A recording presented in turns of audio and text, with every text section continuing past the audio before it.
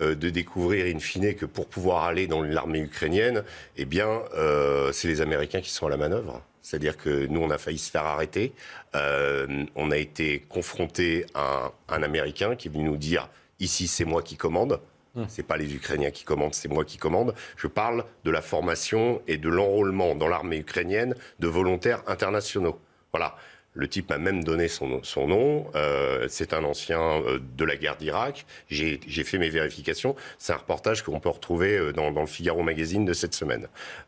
J'ai été extrêmement surpris de la violence des propos de cet Américain, du fait qu'il nous a pris pour des volontaires au début, quand il a vu qu'on était des journalistes, il nous a dit de dégager, après il était un peu plus... mais en l'occurrence, c'est moi qui commande, vous enlevez les puces de vos portables, surtout les puces internationaux, on vous donnera d'autres puces, etc. Et ensuite, on signe un contrat jusqu'à la fin de la guerre. Voilà mais il stipule quoi ce contrat ? Il stipule que vous combattez jusqu'à la fin de la guerre dans l'armée ukrainienne.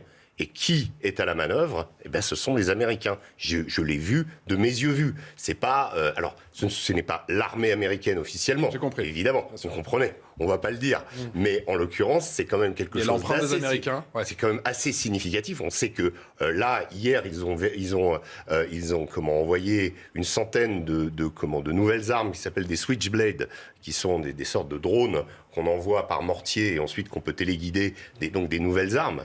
Officiellement, ils l'ont fait et ils vont le faire. Donc, ils ont quand même opéré par rapport à ce que dit Karim, c'est quand même la vérité.